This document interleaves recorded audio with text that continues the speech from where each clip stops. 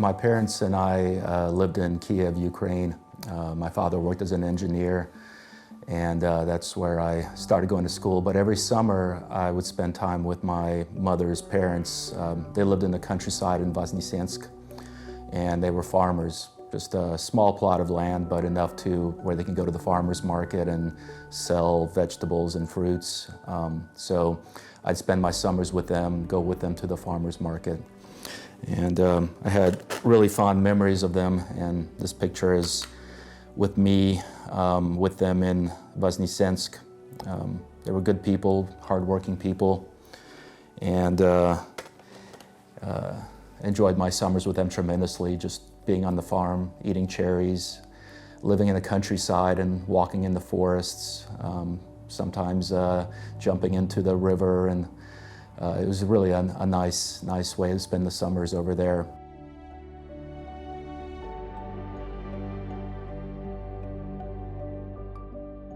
I started school in Kiev.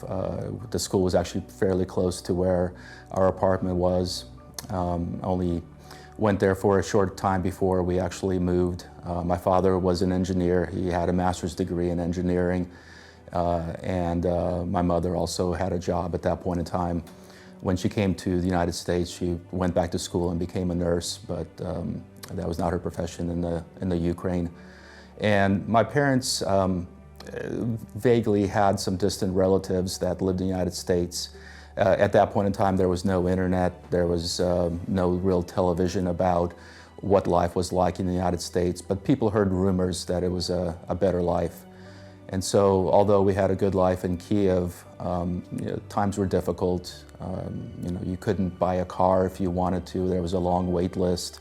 You'd have to walk to the grocery store, and you couldn't find many items that you wanted to.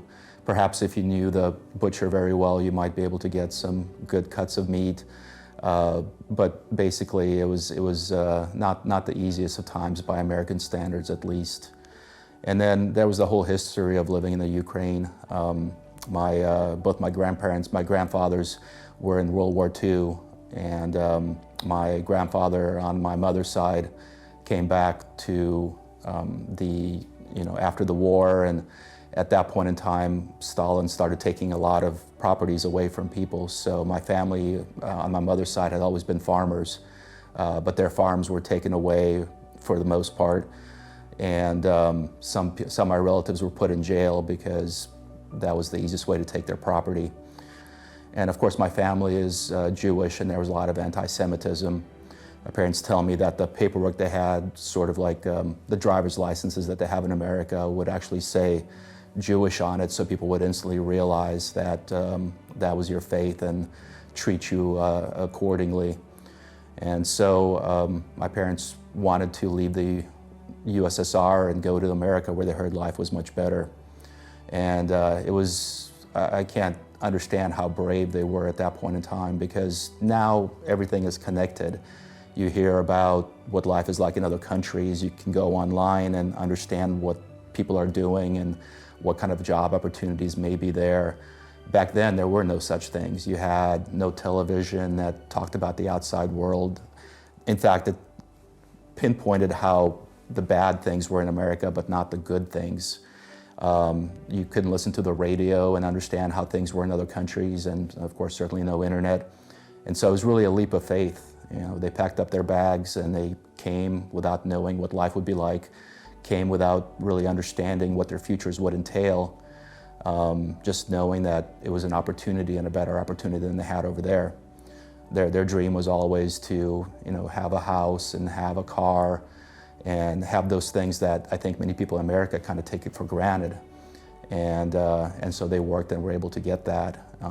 And out of really all the people that I've met in America, they're certainly some of the biggest fans of America, because they know what it's like to live in hard times, and also what it's like to be here and be able to succeed.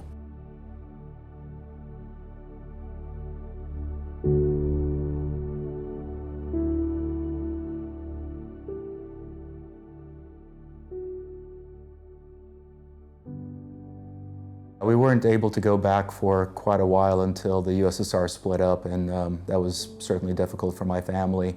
But once they did, I went back to the Ukraine every 2 or 3 years with my family, and separately they'd go visit their relatives by themselves.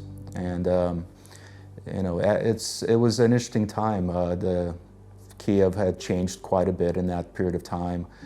The grocery store started having more fruits and things like that as the country opened up and capitalism sort of opened the markets up for them. Visiting my grandparents was certainly a wonderful time to reconnect. I remember taking a camera with us and sitting in their porch and talking with them and filming it. That was quite something. Living over there, especially in the countryside, is so different than living in Kiev or anywhere else. They still had a bathtub where you'd have to boil water, and every day if you wanted to take a shower or a bath, you would have to boil water and use that. The walls in their house was very thick to keep the heat in the wintertime and the cool in the summertime. So some of those memories you forget until you go back and reconnect and look at that. So that was really wonderful. And then my grandfather on my father's side had passed away, but my grandmother was still there, and so we were able to visit her in Kiev. And they both lived into good old age, into their 90s. So we did get a chance to reconnect, but not for quite some time.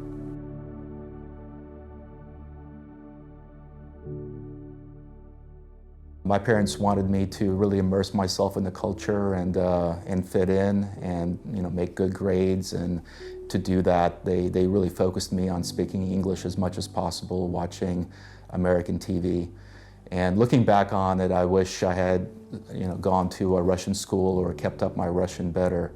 I think that's the difficulty with a lot of immigrants here, is we try to assimilate and become more American, but in some ways we lose our culture and our traditions.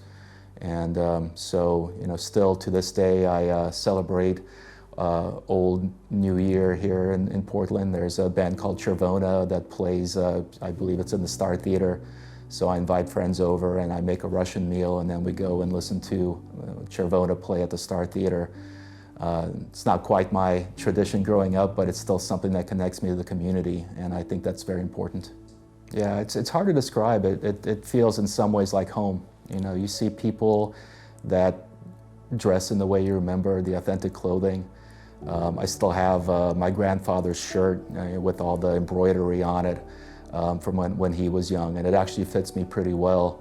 But nonetheless, hearing the music, listening to people talk, eating shashliki, it really feels comfortable in a way. And I went there with my girlfriend, who's American, and it's sort of nice to introduce people to that culture.